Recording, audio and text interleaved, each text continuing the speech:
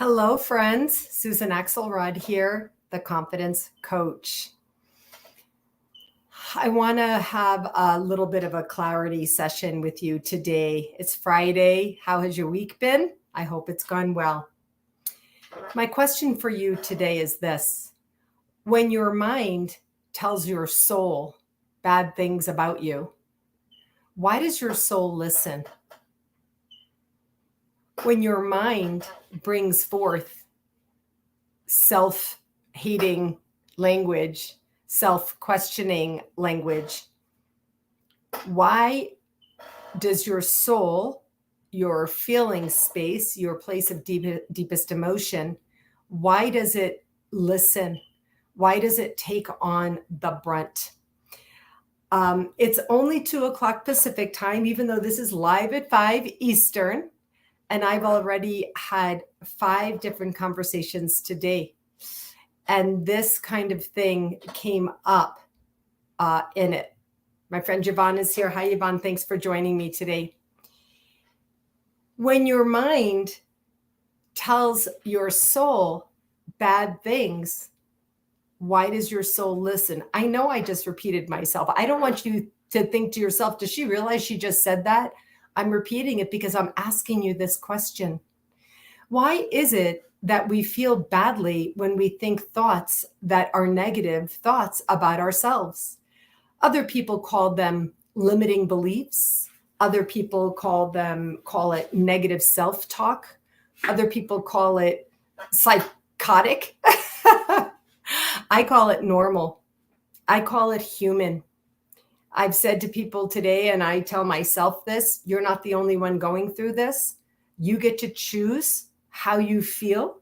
You get to choose the thoughts that you think, and you get to choose the actions that you take and the intentions that you set. If you're stressed and stretched, if you're in distress, this is hard. I get it. I know it's hard.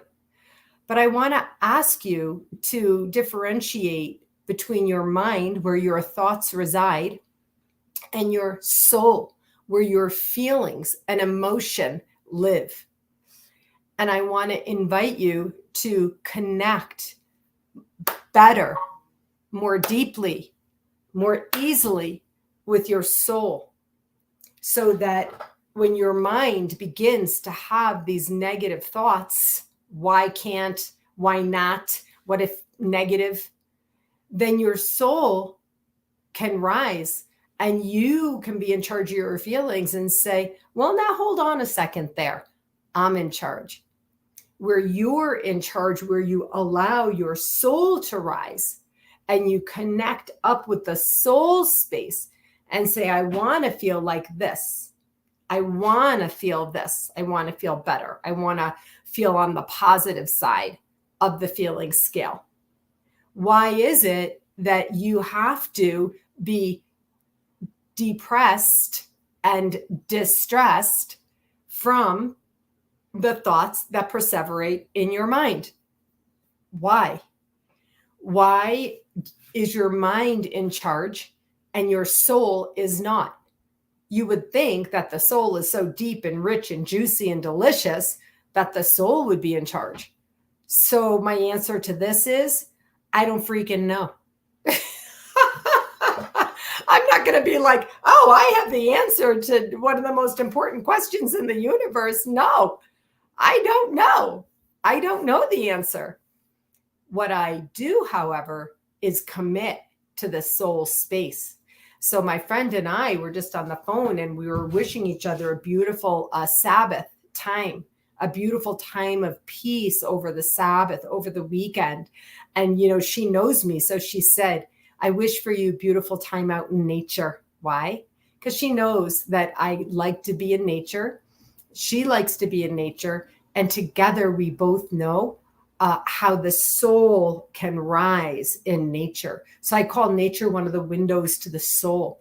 And part of the answer to this question that I'm bringing up to you today is what I call the windows to the soul. Prayer, meditation, music, creativity, nature, love. These are the windows to the soul. They're windows for the soul to look through and for you to look through and see the soul. And that's what I mean when I talk about soul connection. And that's what I mean when I talk about soul healing. The soul rises. The soul feels seen and heard, not suppressed and depressed from the mind, the thoughts that perseverate in the mind. That's what I mean when I talk about soul connection, soul rising, and I talk about infusing soul intelligence into business.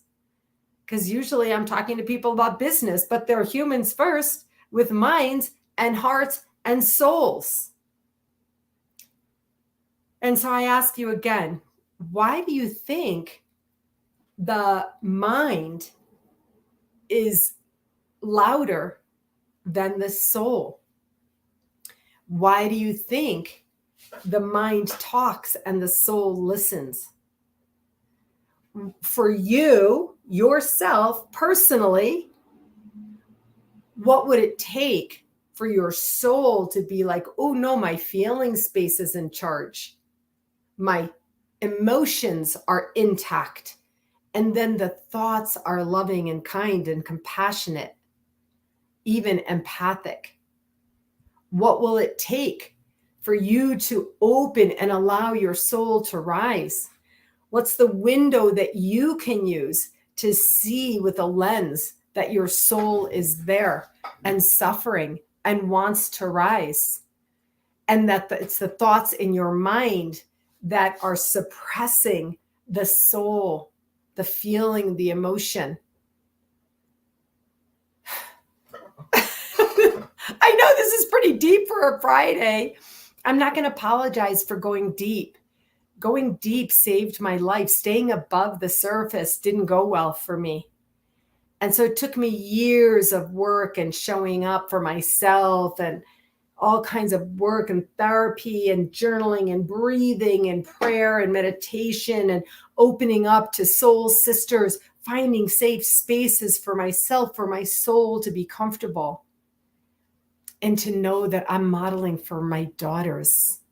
And to know that I'm modeling for all of our daughters. And that's what I invite you to do. Don't let the mind be stronger than the soul feels. If you want, when you're ready, you can be like, excuse me, my soul is in charge of you, mind. Give that some thought. Think about it. I hope that you'll take some time to feel it this weekend.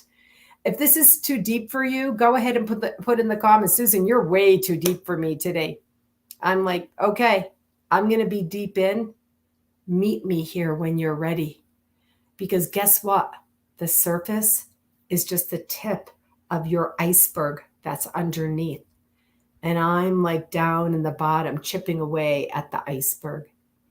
Okay. Okay, friends, that's it for today. Thank you for joining me today.